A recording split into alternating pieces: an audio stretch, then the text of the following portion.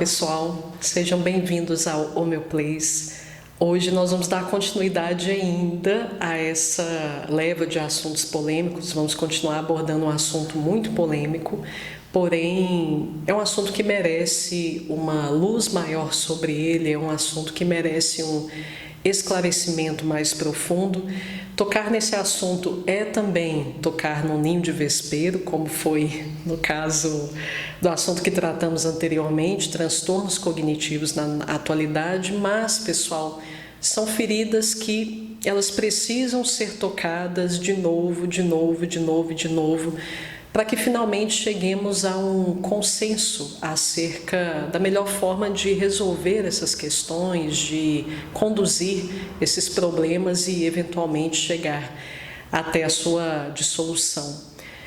E esse é um assunto que eu não vou abordá-lo, pessoal, de uma forma a lançar um juízo de valor sobre ele. Ou seja, o objetivo desse vídeo não é falar se a coisa é certa, se a coisa é errada, se a coisa é justa, se a coisa é injusta. Ou seja, eu não vou julgar as pessoas que já fizeram isso que eu vou falar aqui hoje. O tema desse assunto de hoje, que é aborto. Pessoal, hoje vamos falar sobre o aborto, porém sobre o ponto de vista da homeopatia, ou seja, sobre o ponto de vista da medicina integrativa.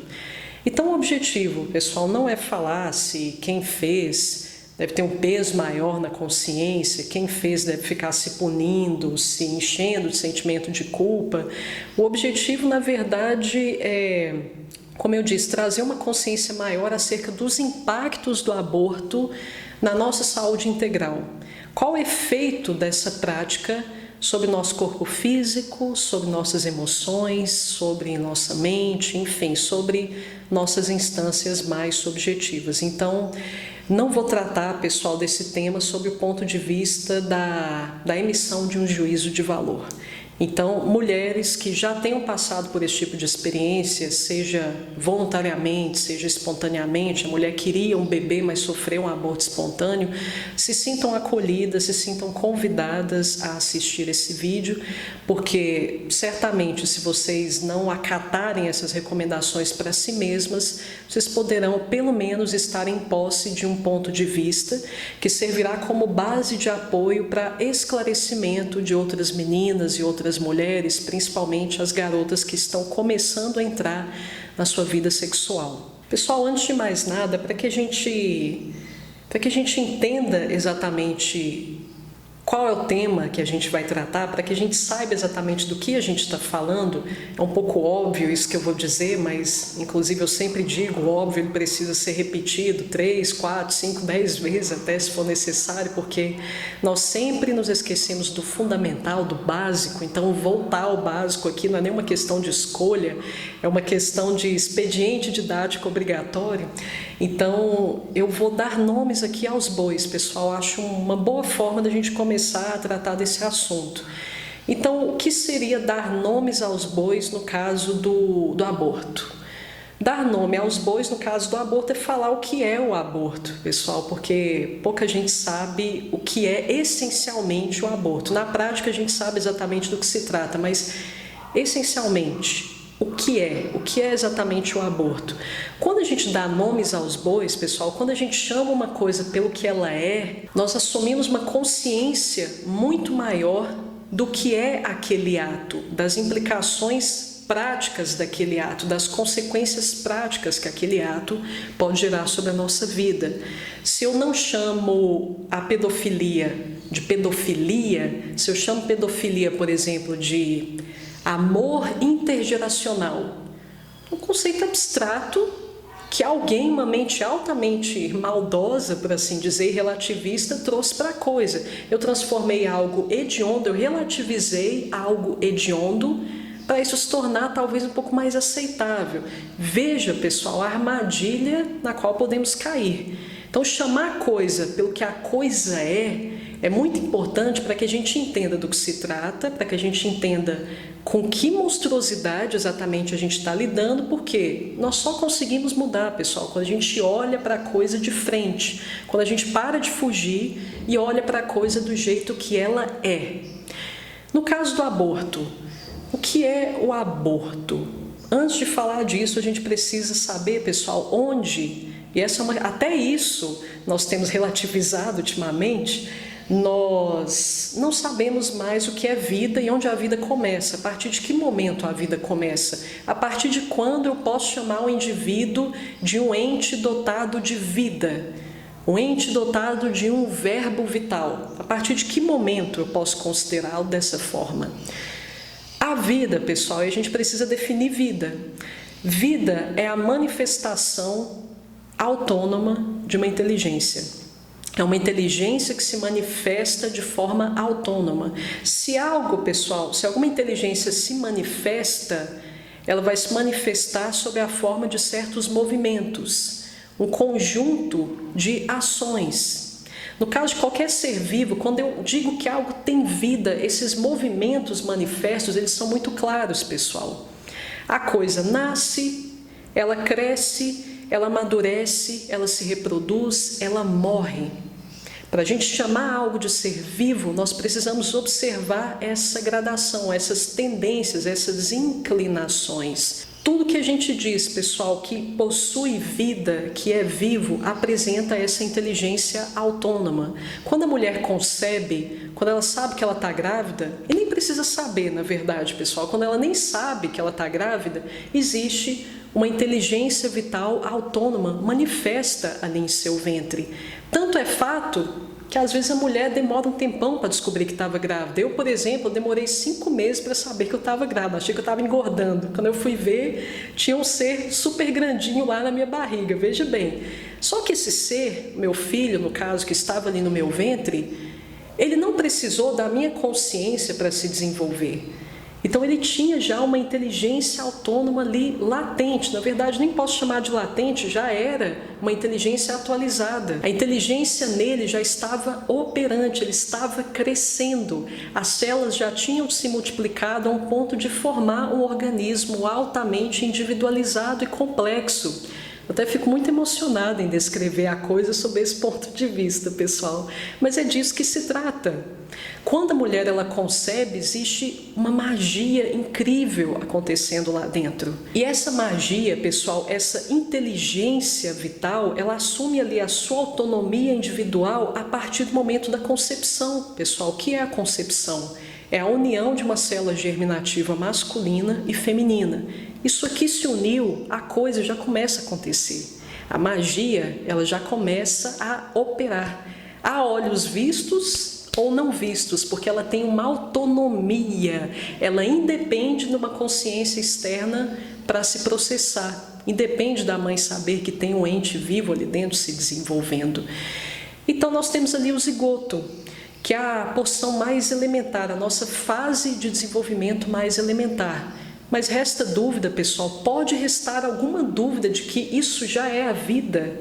Aquela ali é a primeira célula. Amanhã, se você for analisar ali, já tem uma segunda célula, uma terceira, uma quarta, uma quinta. A magia já está operando ali. Estando você cônscio disso ou não, isso é vida, a inteligência autônoma se manifestando rumo a um verbo individual, um verbo articulado, altamente complexo, que independe da realidade externa, porque ele é individual, tal como todos os entes vivos.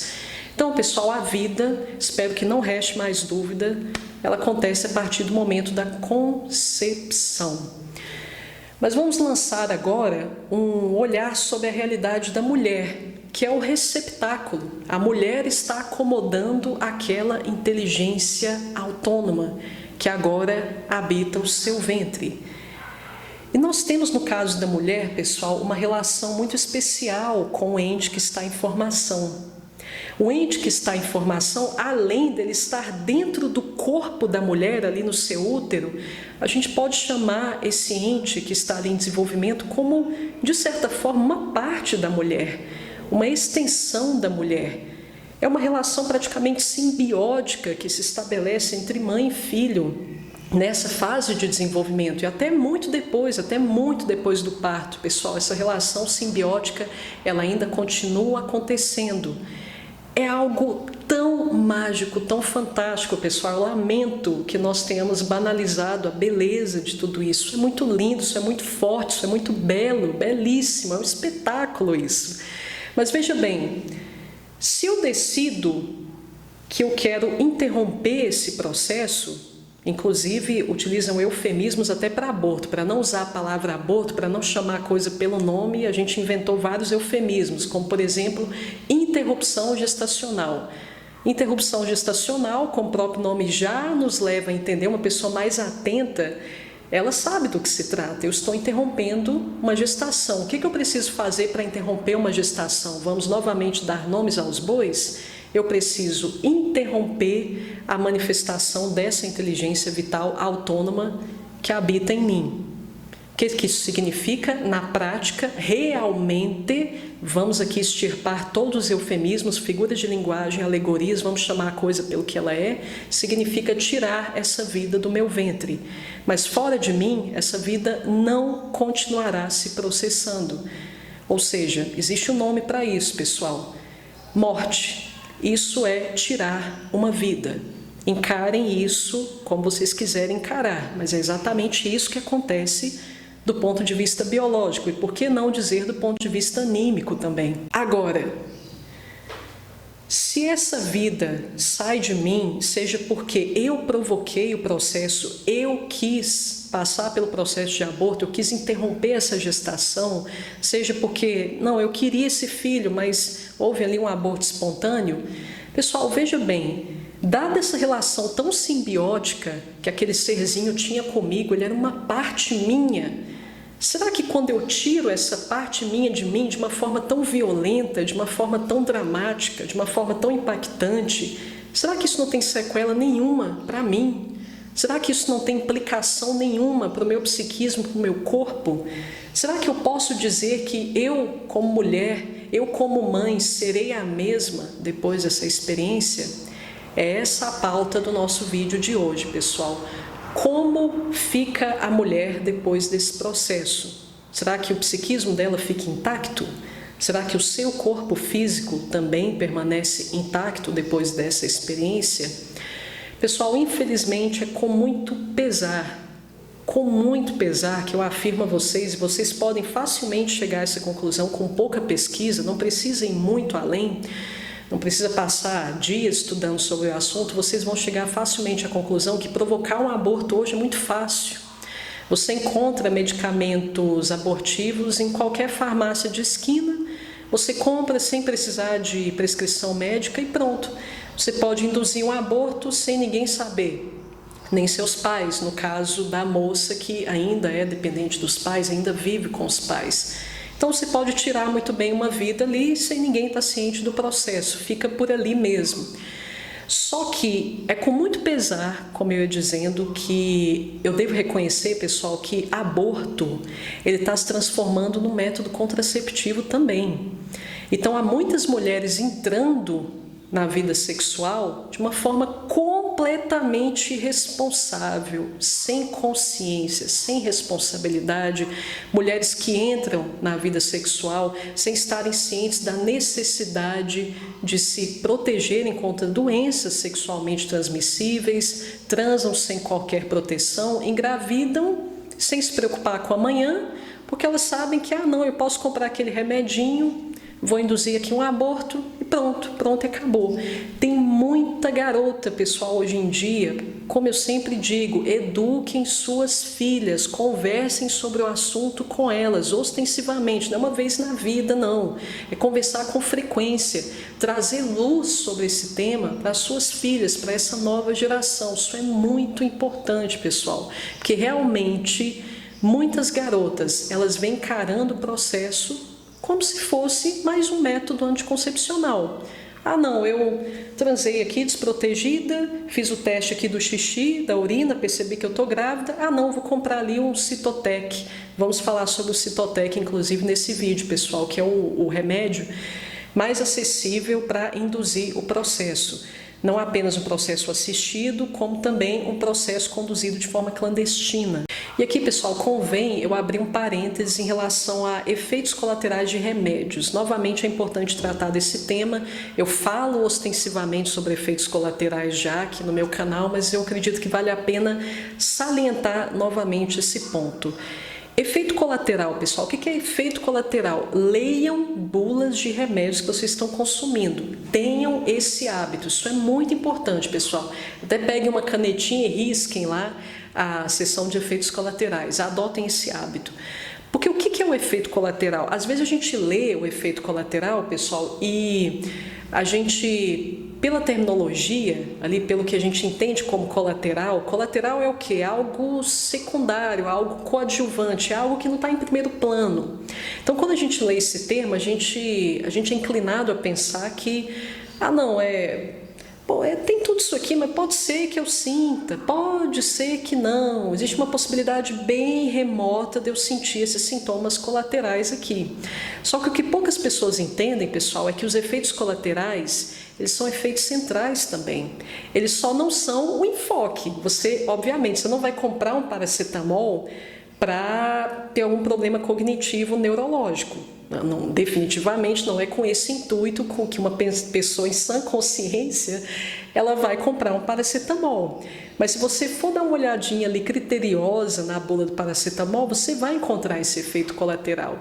Mas você compra o paracetamol com o objetivo de fazer ceder uma febre ou uma dor que você esteja sentindo. É para isso que você compra, mas saiba que dentro desse pacote existem também aqueles inúmeros efeitos colaterais. Letícia, eu não sinto esses efeitos colaterais. Quando eu tomo paracetamol, a dor é só a dor que passa, não acontece nada comigo.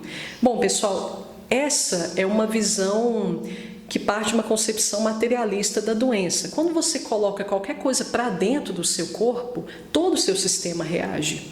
E a homeopatia, como ela é uma medicina integrativa, ela reconhece isso de forma bem clara.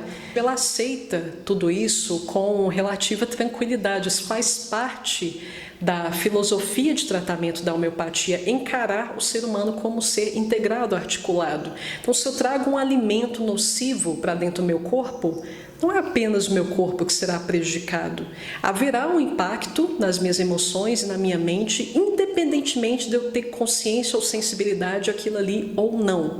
O mesmo se dá no caso dos medicamentos alopáticos. Pessoal, quando você toma um medicamento, toda a sua biologia, a sua entidade clínica, ela é afetada como um todo integrado e há impactos também nas suas emoções, na sua mente. Tenha você essa percepção ou não. O que ocorre, pessoal, é que algumas pessoas elas têm uma reatividade mais dinâmica que outras. Ou seja, muitas vezes a sua energia vital ela foi afetada no sentido de propiciar a manifestação daquele efeito colateral, mas a sua reatividade ela já deu conta do recado, ela já suplantou aquele distúrbio. Então você não sentiu nenhum efeito colateral. Mas uma pessoa que já esteja fragilizada, a reatividade dela já não seja lá essas coisas, há altíssima probabilidade dela sentir sim alguns efeitos colaterais, se não todos, que constam ali na bula. Outro detalhe, pessoal, por que o tema efeitos colaterais também é tão importante? Porque efeitos colaterais, muitas vezes a gente pode pensar, bom, eu senti, nossa, quando eu tomei aquele antibiótico eu passei mal demais da conta, quando eu tomei aquele antipirético, eu fiquei pior do que já estava. Só que poucas pessoas falam, inclusive os médicos não costumam conscientizar muito os pacientes nesse sentido, é que os efeitos colaterais podem perdurar. Os corticoides, muitas pessoas já devem ter experimentado da pior forma possível efeitos colaterais duradouros dos corticoides, que a gente nem pode mais chamar de efeito colateral, a gente já chama de doença iatrogênica, que é uma doença advinda do uso de algum medicamento. Quem não usou corticoide, por pouquíssimo tempo e depois percebeu que teve dificuldade de emagrecer. Nossa, eu estou sempre inchado, eu estou sempre com uma barriguinha que eu não perco de jeito nenhum. O que é isso? Provavelmente se trata de uma iatrogenia, ou seja, uma doença, uma somatização gerada por aquela carga de alopáticos, de medicamentos. Isso também, pessoal, pode se dar com uma alimentação inadequada, com toxinas com as quais você tem contato no dia a dia. Isso não acontece apenas no caso dos medicamentos. Estou citando os medicamentos alopáticos, que a grande maioria é extremamente agressiva, de fato.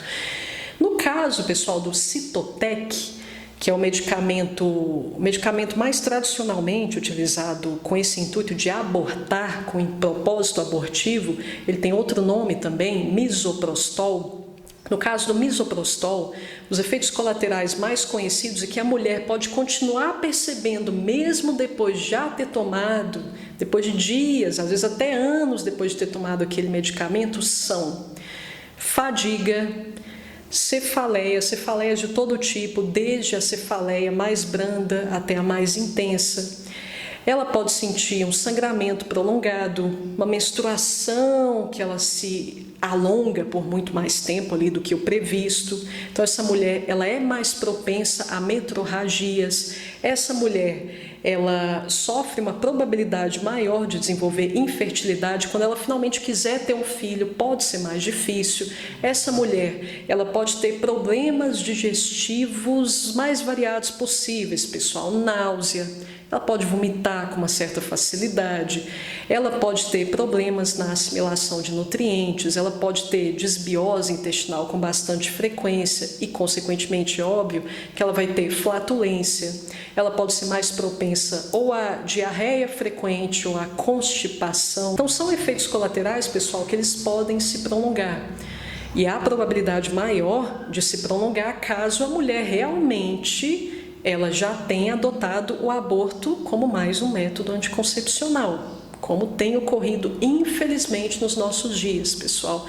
No entanto, se a mulher, vamos supor que a gente esteja num país onde o aborto é legalizado, quando a mulher é levada à clínica e ela já vai com esse objetivo, não, eu vim aqui para abortar, ela vai receber provavelmente o misoprostol e a mifepristina. A mifepristina, pessoal, o intuito é, obviamente, bloquear a progesterona.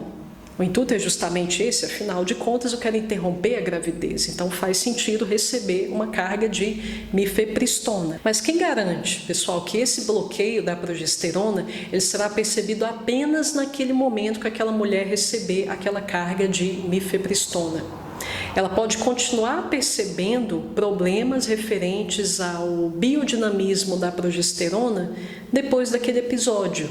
Ela pode realmente desenvolver uma iatrogenia, que no caso, pessoal, de medicamentos que interferem no sistema endócrino, é realmente uma grande possibilidade, que o sistema endócrino, já havia enfatizado isso antes, mas vale reforçar, ele funciona, pessoal, à base de um sistema muito sofisticado, muito refinado, à base de uma sintonia ali muito fina entre quantidades específicas de certos hormônios. Se um entra em desequilíbrio, aquilo já vai afetar o outro, que vai afetar outro e assim por diante. Meu cérebro já tem outro entendimento acerca das minhas necessidades biológicas. Então, consertar isso, pessoal, restaurar a normalidade de tudo isso, pode dar muito trabalho. Graças a Deus existe a homeopatia para nos auxiliar nesse sentido. Outra bomba atômica a qual as mulheres costumam recorrer após um sexo desprotegido, a chamada pílula do dia seguinte, pessoal. Anticoncepcional já é veneno, eu falo ostensivamente dos anticoncepcionais num vídeo específico, vocês não vão ter muita dificuldade de achar, se não tiverem assistido, assistam. Mas pílula do dia seguinte, pessoal, é literalmente um tiro de 12 na sua saúde metabólica e, consequentemente, na sua saúde de uma forma geral, pessoal. Transtornos envolvendo hormônios, isso afeta o nosso cérebro de uma forma que vocês não têm noção. Você pode estar no quadro depressivo em função de um desequilíbrio hormonal, pessoal. Isso é muito grave. E a pílula do dia seguinte, ela equivale mais ou menos há 10 pílulas anticoncepcionais. Tem uma carga de mais ou menos 10x em relação ao anticoncepcional. Você vai receber essa bomba de uma vez. Mais uma vez eu coloco aqui para vocês, pessoal. Não significa que eu vou sentir efeitos adversos apenas naquele momento. Isso pode perdurar por muito mais tempo do que eu imagino, ou seja, eu posso desenvolver realmente um quadro iatrogênico. Falei da infertilidade. Outros sintomas que a mulher pode desenvolver com o uso abusivo de tudo isso que eu citei para vocês, pessoal: misoprostol, mifepristona, pílula do dia seguinte, companhia limitada e análogos. Nós podemos, como eu disse, observar uma infertilidade. Então, quando aquela mulher decidir engravidar, vai dar trabalho. Podemos observar câncer cervical, câncer de mama, endometriose. Pessoal, a gente nunca viu, como hoje em dia, tanta mulher com problema na menopausa. As nossas avós, bisavós, tataravós não tinham tantos problemas assim relacionados à menopausa como a gente está observando. Menopausa, problemas menstruais nem se fala. Isso, nessa geração, a gente bateu o recorde, pessoal. Menstruação, ela virou um processo traumático para a mulher. Deveria ser um processo a ser celebrado pela mulher. Nossa, eu estou aqui passando por mais um ciclo. Estou aqui em contato íntimo com a manifestação mais somatizada da minha feminilidade. Deveria ser um momento litúrgico, simbólico, quase ritualístico ali para a mulher. Só que a mulher não olha mais esses processos sob esse viés, é um incômodo. Ah, não, vou tirar esse útero aqui que eu já não aguento mais isso. Às vezes tem mulheres aí de 40 anos ainda com acne, distúrbio metabólico provavelmente relacionado a hormônios femininos. Temos também, pessoal, enxaquecas. Hoje em dia é muito comum mulheres com dores de cabeça intensas, cefaleias praticamente. Ela não suporta aquela dor de cabeça intensa. Então, desequilíbrios hormonais, pessoal, como vemos atualmente, realmente não há paralelo no passado.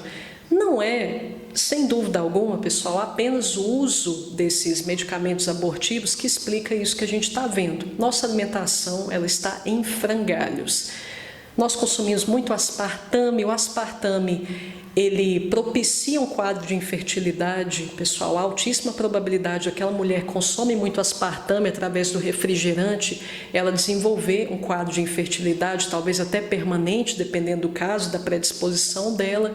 Então, o refrigerante é um daqueles crimes com o qual a gente tem contato todo dia no supermercado, pessoal. Evitem esse veneno. Refrigerante não tem benefício nenhum para a sua saúde, nenhum. Não tem nada que eu possa extrair de benefício do refrigerante, meus queridos. Além disso, soja transgênica. Nós já sabemos por A mais B que a soja transgênica, não estou falando da orgânica, a transgênica, ela contém ali componentes que você vai entender como análogo de hormônio feminino. Plásticos aquecidos, bisfenol A, a gente também entende como algo parecido com hormônio feminino. Esse líquido branco que a gente chama de leite, péssimo para a saúde hormonal feminina e masculina também, por que não dizer? E temos também hoje um grande vilão para a saúde hormonal da mulher, pessoal, que vale mencionar, sempre vale mencionar, que é o estresse. A mulher muito estressada, ela vai gerar um fenômeno chamado aromatização dos adipócitos. Então, ela vai ter um nível menor de testosterona e um nível maior de hormônios femininos, desequilibrando ainda mais o seu sistema. Então, há outras causas também, pessoal, para justificar tantos desequilíbrios relacionados à menstruação, menopausa.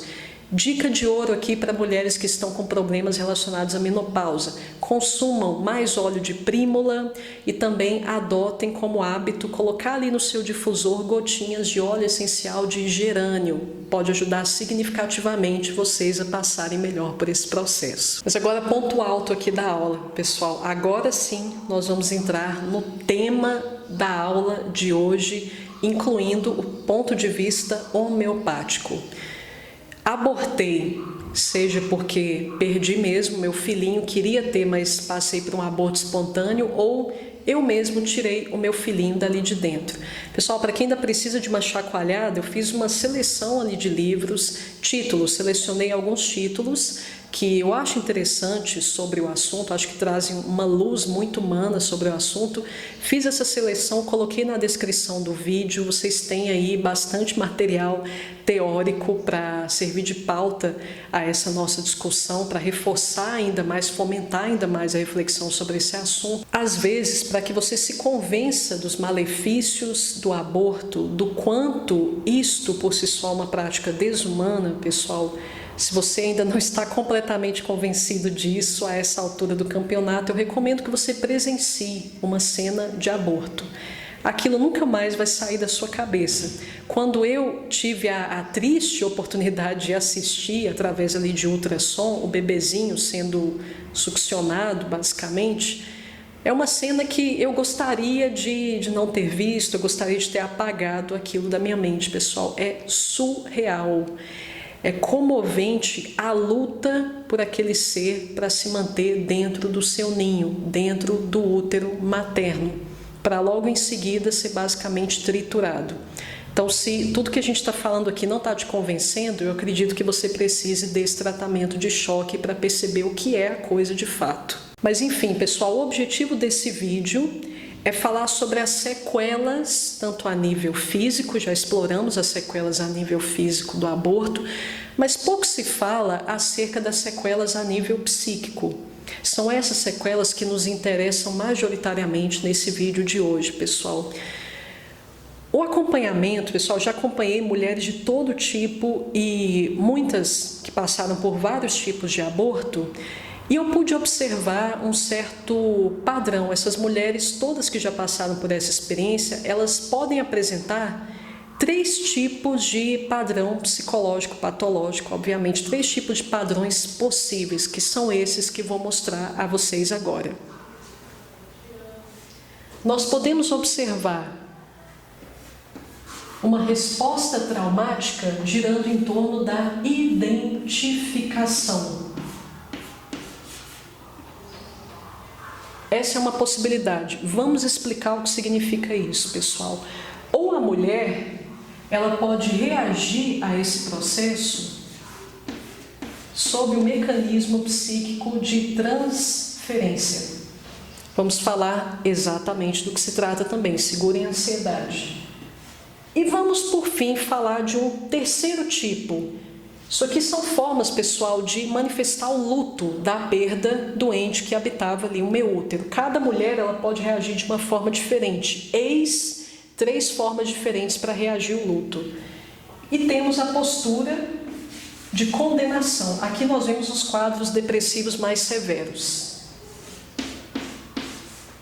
Na verdade, melhor que condenação seria autocondenação. Mas nesse processo de se autocondenar, a mulher também torna o seu meio, o seu ambiente desequilibrado também, pessoal. A mulher ela costuma ser a alma do lar. Se ela está desequilibrada, aquele lar provavelmente estará doente. Então agora vamos explorar o que são cada uma dessas respostas ao luto diante do aborto. Muitas vezes a mulher não tem consciência, pessoal, que ela está passando por algum desses processos. Por isso, eu sempre recomendo a todos os homeopatas a incluírem ali na sua anamnese essa pergunta. Já passou por um aborto espontâneo ou já provocou um aborto? Isso pode trazer uma luz muito significativa para o sofrimento daquela mulher que agora te procura para assistência. Cada uma dessas respostas, pessoal, elas podem ser tratadas com uma homeopatia específica. Não é que exista só uma homeopatia para tratar cada tipo de luto, mas existem algumas, pessoal, que elas encerram muito bem a essência de cada um desses sofrimentos. A personalidade homeopática, pessoal, mais representativa desse tipo de luto, que melhor representa, que melhor pode representar, na verdade, que não são todas as mulheres que passam por aborto, pessoal, que elas vão viver o luto. Existe uma alta probabilidade disso ocorrer, porque, como eu disse, é uma relação muito simbiótica, muito forte, muito estreita, que é estabelecida com o feto, com o filho que está no meu útero. Ele é praticamente parte de mim. Então, sempre existe uma alta probabilidade de eu gerar algum tipo de luto em decorrência daquela perda.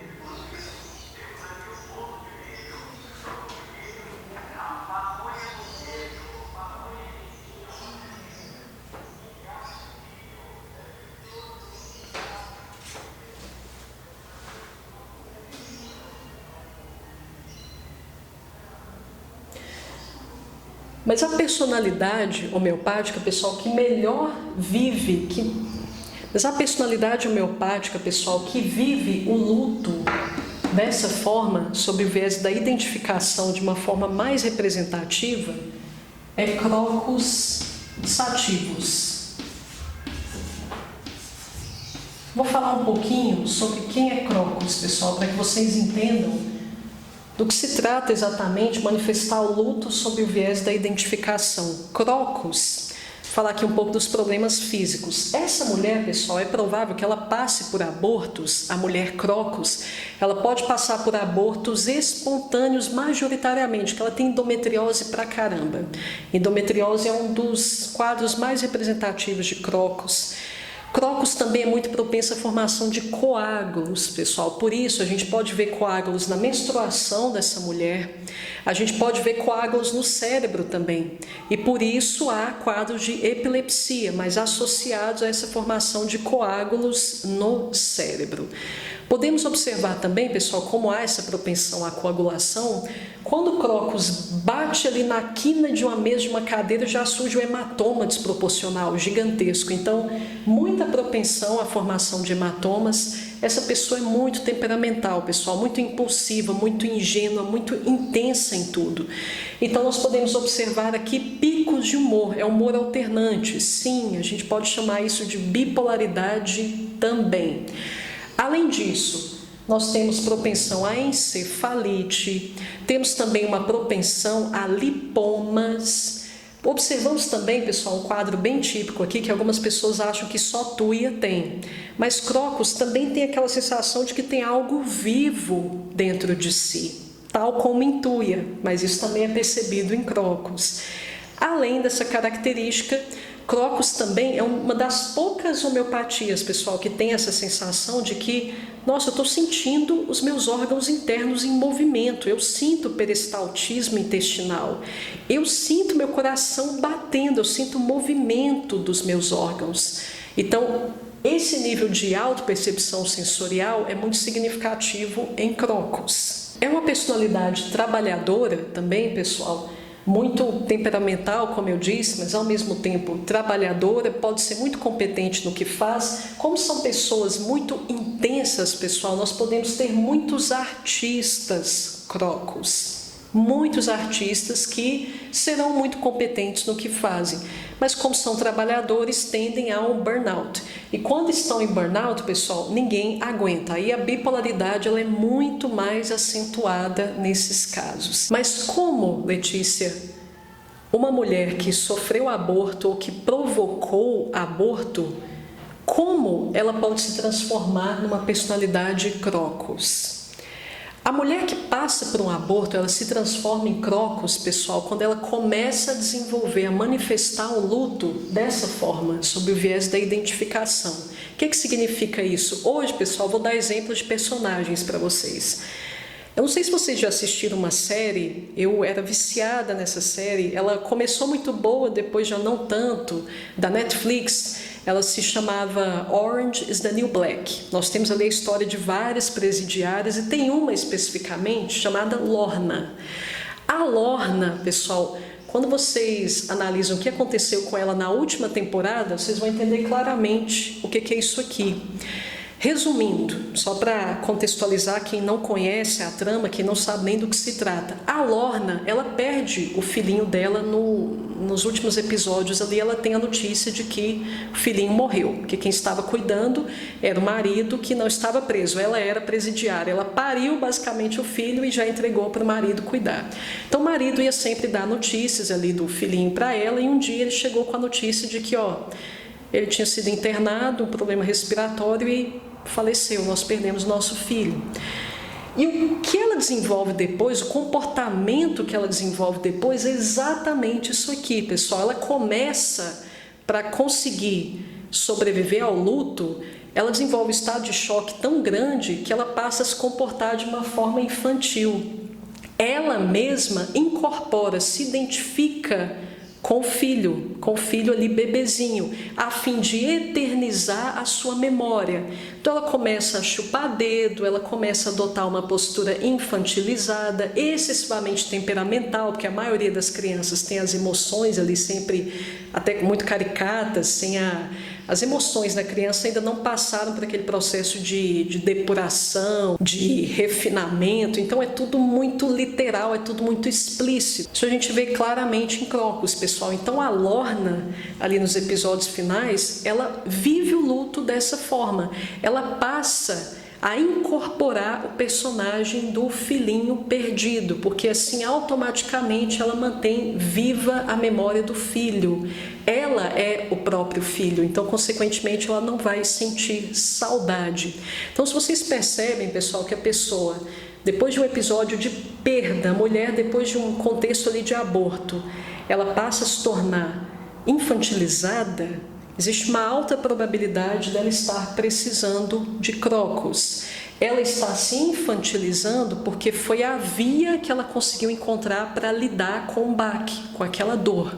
Então nós vemos aqui um comportamento infantilizado, uma pessoa excessivamente extravagante, ela é impulsiva, ela é ingênua, ela não entende muito bem figuras de linguagem, ela entende a coisa muito ali a nível literal, enfim, tal como uma criança. A Lorna, essa personagem, pessoal, excelente exemplo para vocês entenderem na prática o que é isso aqui.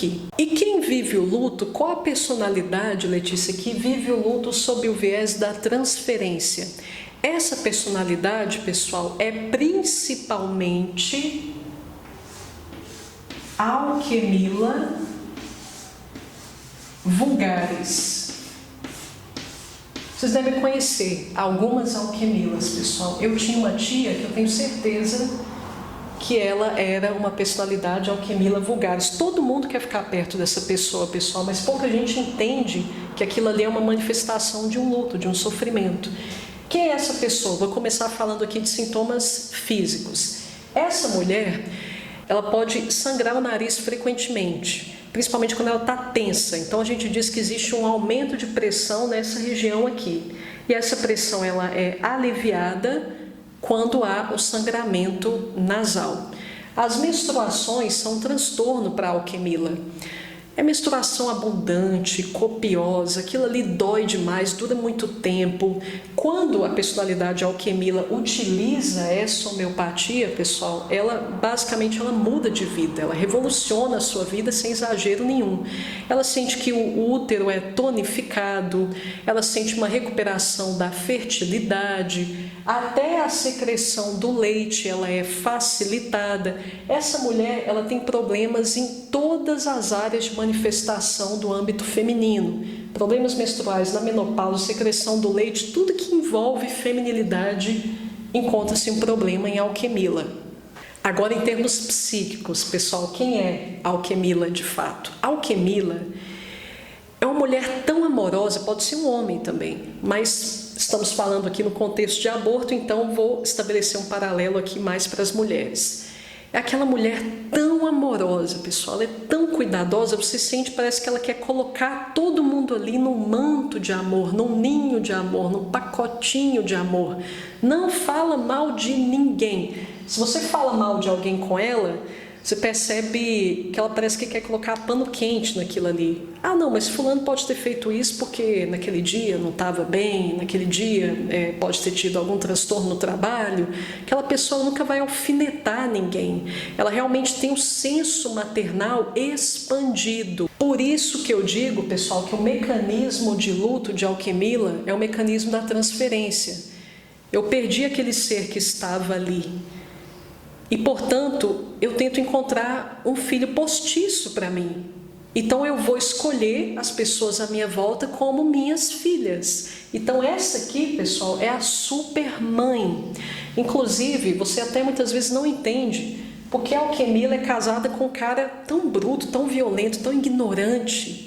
Aí você percebe que ela está cuidando dele, ela assumiu um papel maternal em relação a ele. E ela o protege, ela engole cada humilhação que vocês não acreditam, com o intuito de se tornar mãe dele. Ela não conseguiu gerar filhos, então ela vai transferir este ideal de maternidade, essa manifestação da maternidade para as outras pessoas à sua volta. Por isso é tão gostoso estar do lado de Alquemila. É um senso de serviço, pessoal, o tempo todo.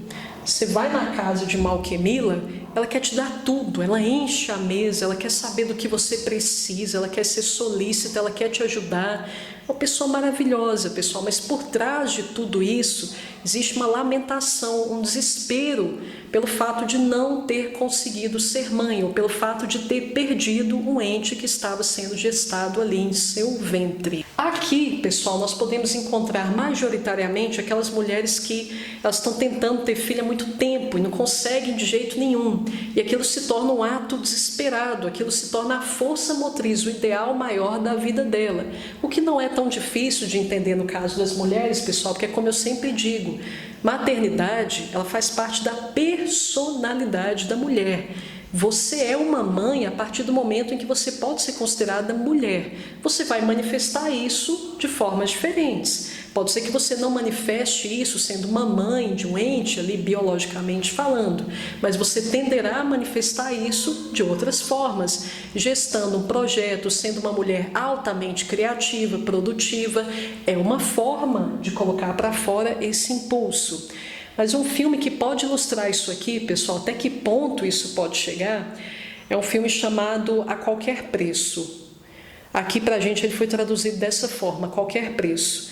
E aqui nós vemos uma empresária muito bem sucedida, já tinha tudo, mas ela tinha uma grande frustração, que era o fato de ter passado por inúmeros abortos, não conseguia ter filho de jeito nenhum. Todos eram abortados espontaneamente. E ela faz algo extremamente inusitado. Vou ficar contando pormenores que seria bom vocês assistirem. Ela chega ao ponto, pessoal, de espontaneamente ir até a Europa Oriental para procurar um bebezinho para adotar. Ela queria uma criança para cuidar. Então vocês veem claramente até que ponto esse processo de transferência pode chegar. Esse é um excelente exemplo, pessoal. Ela buscando uma criança, um ente para cuidar. Eu quero ter um filho, agora, de qualquer jeito. Eu quero uma criança aqui para eu zelar, para eu cuidar. E ela chega no limite, pessoal, para atingir esse objetivo. Finalmente ela consegue, mas sob certas circunstâncias bem específicas. Então eu sugiro que vocês assistam o filme, que é realmente um filme magnífico, um filme excelente. Agora sim, pessoal, esse é o processo mais depressivo. Esse realmente é o ponto mais alto, entre aspas, para não dizer o ponto mais baixo, a que se pode chegar quando se passa por um processo de aborto. Secale cornutum é a homeopatia que melhor representa esse tipo de luto da autocondenação após a perda de um filho. Não estou falando, pessoal, apenas no contexto abortivo. Isso pode ter acontecido também um certo tempo depois que a criança já tinha nascido e assim por diante. Secale cornutum apresenta inúmeros problemas relacionados à gestação. Problemas principalmente relacionados à placenta, ou a placenta descola, ou ela fica colada demais, então nós temos problemas desse tipo. As contrações, elas podem não acontecer. Essa mulher, pessoal, secale, dorme pra caramba, mas isso já é uma forma de escapar à própria realidade. O sono excessivo em secale já é um prenúncio do seu processo depressivo após a perda do filho. Como nós temos várias complicações aqui no parto, pessoal, secale também pode cobrir a eclâmpsia e a pré-eclâmpsia também. Nós temos esse tipo de situação clínica em secale. E os fluidos vaginais, a menstruação ou os lóquios, pessoal, são aquelas substâncias que a mulher libera pela vagina após o parto. Toda mulher que já pariu, seja via cesárea ou seja via parto normal, ela percebe que depois de alguns dias fica saindo muita coisa dali. Então, os lóquios, que são todas essas substâncias que a mulher fica liberando ali após o parto, e a menstruação de secale, tudo isso é escuro, normalmente tem um cheiro mais forte. Isso é bem característico de secale. Mas o que nós mais vemos aqui, pessoal, é uma personalidade marcada pela autocondenação. Tá, Letícia, como é que isso aqui vai se manifestar no contexto prático? Como que isso aqui se processa na prática? Quem é, em termos psicológicos, essa pessoa? Essa pessoa, pessoal, você vai ver porque ela está deprimida. Você vai ver que tem alguma coisa. É diferente de Alquemila. Você pode conviver com a Alquemila e sequer suspeitar que ela está passando por um processo de luto, mas em Secale isso é muito evidente. Em Crocus também, porque é um comportamento muito caricato, é um comportamento que ele já denuncia um certo desequilíbrio, então não tem como passar batido muito também o luto de Crocus. Mas Secale, pessoal, realmente é uma depressão muito evidente. Então essa mulher, porque ela passou por esse processo de perda, ela se pune. É essa a forma dela lidar com a perda, ela se pune. Então aquela pessoa que num determinado momento parece que está tudo bem, parece que ela superou, nossa, finalmente ela conseguiu se reconstruir. E daqui a pouco, tudo aquilo que ela construiu, tudo aquilo que ela lutou para estruturar, ela mesma destrói. Por isso que eu chamo Secale, pessoal, de Shiva ao contrário. Shiva, aquela deidade hindu com vários braços, Shiva é aquele ente da mitologia hindu que ele encarna a destruição, só que é uma destruição para construir. Secale é Shiva ao contrário, aquela pessoa que constrói para destruir. Ela chega até aquele ponto alto da vida dela, até aquele ápice, aquele apogeu. Ela conquista vários elementos ali da sua vida. Ela realmente chega num ponto de sucesso invejável, formidável, e depois ela mesma dá um tiro no pé. Ela põe tudo a perder, muitas vezes de uma forma consciente, pessoal, mas isso pode acontecer de forma involuntária, regido ali por um registro traumático do seu inconsciente. Então ela constrói tudo isso, todo esse cenário invejável, para depois ela simplesmente queimar tudo. Então, ao mesmo tempo que ela gera o problema, aí daqui a pouco ela recomeça o ciclo. Ela traz a solução de novo, causa o problema, daqui a pouco aparece como salvadora da pátria. E a gente vive aquele momento de florescimento, e daqui a pouco eu queimo tudo isso de novo. Floresço, queimo tudo isso de novo. Então nós vemos esse ciclo. Por isso a vida ao lado de Secale, pessoal, ela é tão sofrida. É algo muito dispendioso, é algo muito desgastante para quem convive. Porque, bom, se a gente chegou num certo patamar, por que a gente tinha que decair? Por que a gente tem que colocar agora tudo a perder? Por que simplesmente a gente não pode parar aqui e usufruir de tudo que a gente conquistou? Então os familiares ali de Secale, eles sofrem muito, se desgastam muito com esse processo cíclico de construção e desconstrução, construção e desconstrução, desnecessariamente, pessoal. Mas por que há esse processo constante de desconstrução? Para se autopunir. Não, eu estou nesse patamar aqui de sucesso, de conforto, mas eu não mereço isso, eu preciso me punir, eu não sou digna disso que eu estou usufruindo agora, isso não me pertence, isso não cabe em mim. Então, a fim de se punir com o sofrimento, ela sacrifica tudo que ela tinha conquistado. Por isso, pessoal, isso aqui é tão mórbido. A pessoa se impunge sofrimento o tempo todo, ela se concede alegria, mas para posteriormente tirar tudo aquilo de si mesma. Como é uma pessoa, meus queridos, que começa a se tornar muito pesada com o passar do tempo, é natural que ela perceba que ela afasta as pessoas com sua dor, com o seu peso, a sua negatividade. Então, um dos maiores temores de Secale é terminar a vida doente, dependente, acamada, velha, fraca, ninguém a quer. Então existe um medo de terminar a vida dessa forma, de terminar a vida num abandono absoluto. Então eu falei, pessoal, até agora da autocondenação. Secale se machuca, mas também sentiu o impulso de machucar os outros. Então Secale, como não pôde usufruir dessa oportunidade de zelar de uma vida, ela não conseguiu gestar uma vida, seja porque ela tirou aquela vida de si, seja porque simplesmente houve ali um aborto espontâneo, como inclusive é uma grande possibilidade. Então ela pode desenvolver também o desejo de que ninguém tenha isso. Não, eu não vivi isso, então ninguém tem direito de ter também. O que ilustra muito bem isso aqui, só para continuar aqui na linha de indicação de filmes, pessoal, é a Rainha do Gelo e o Caçador. Nós temos ali Freya, a personagem Freya, E Freia, como vocês vão observar, eu vou colocar aqui a cena que ilustra claramente esse momento em que ela se torna a rainha do gelo.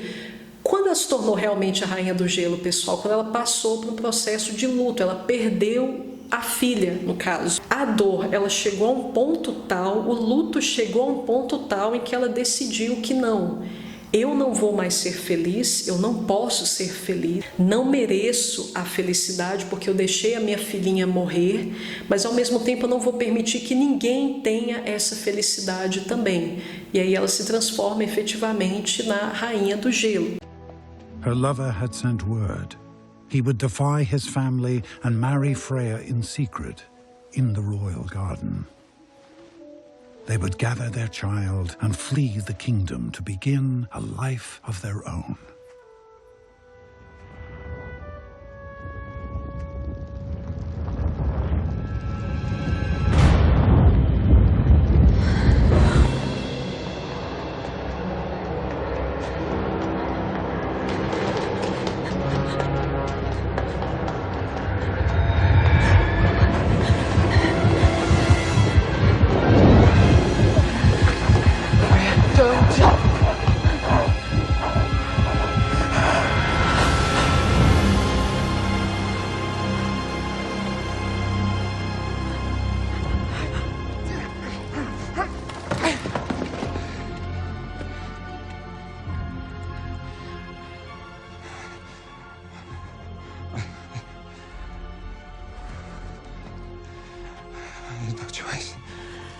I had no choice.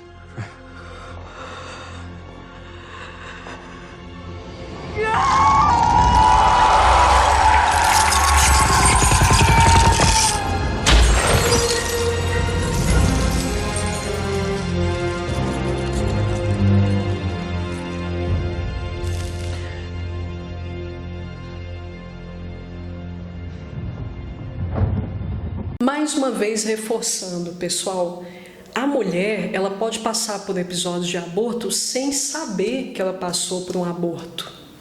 Nós podemos ter abortos espontâneos dos quais a mulher nunca vai ter consciência quando a mulher utiliza, por exemplo, o DIU, quando ela toma anticoncepcional, também isso é uma realidade. E, inclusive, quando ela utiliza o próprio método da tabelinha, às vezes até camisinha, nós podemos engravidar, mulheres, sem saber, em qualquer momento que nós passamos processo de concepção. E apenas por esse fato que desconhecemos, nós podemos desenvolver esses processos de luto. Tudo isso pode se passar no âmbito inconsciente apenas. O meu corpo sabe que eu passei por um processo de aborto e automaticamente ele já pode desenvolver tais mecanismos de administração do processo de luto. Então, não necessariamente, pessoal, vocês precisam chegar à conclusão de que a mulher de fato vivenciou isso. Isso é uma possibilidade enquanto nós estivermos na vida fértil. Isso sempre é uma possibilidade. Então, o homeopata atento, quando ele está trabalhando com mulheres, ele sempre deve observar tais traços. Se esses traços estão presentes no psiquismo da mulher, de alguma forma. Geralmente, eles estão mesclados em algumas camadas de adoecimentos, ou muitas vezes a camada Crocus, Alquemila ou Secalha, elas aparecem de uma forma muito distinta, muito característica, convocando tais homeopatias.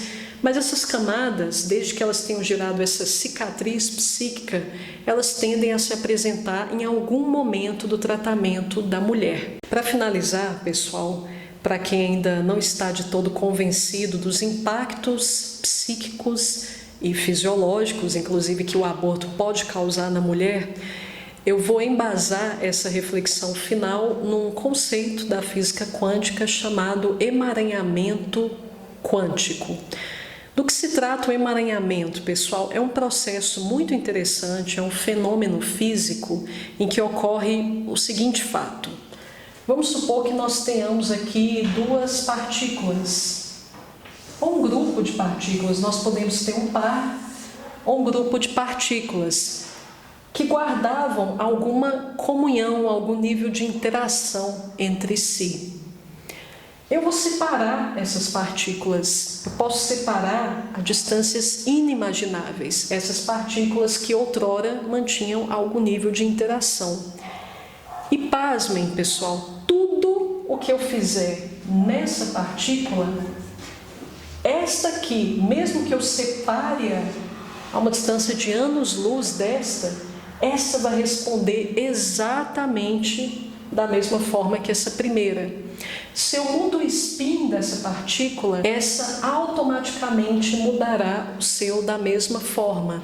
O que implica, o que significa dizer que se eu mudo o estado quântico de uma partícula que guardava uma certa interação com outra, a outra partícula responderá da mesma forma a este estímulo, ou seja, o estado quântico dela permanecerá exatamente igual ao da partícula ou das partículas com as quais ou com a qual ela estava mantendo um contato, uma interação íntima.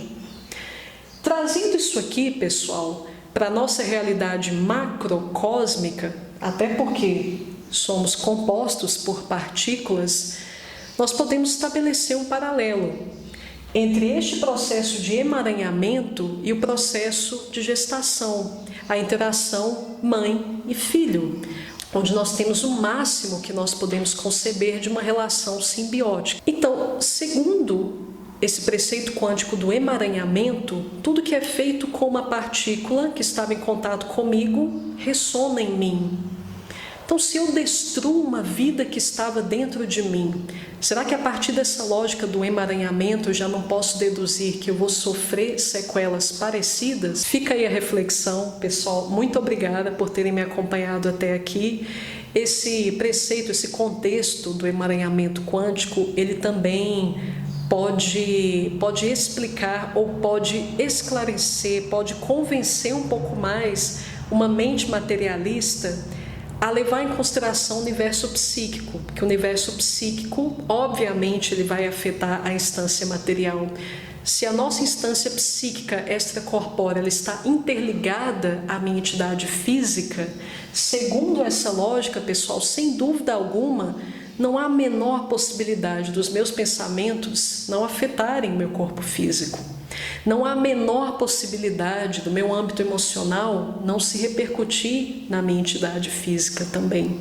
Então, essa lógica do emaranhamento faz com que repensemos a nossa relação entre mãe e filho, estabelecendo, obviamente, um paralelo com os malefícios do aborto. Por que do aborto ter um alto potencial nocivo em termos de psiquismo, em termos de fisiologia para a mulher, mas nós também podemos repensar nossa relação entre nossas instâncias psíquicas e nossa instância fisiológica. Pessoal, um forte abraço a todos e até a próxima.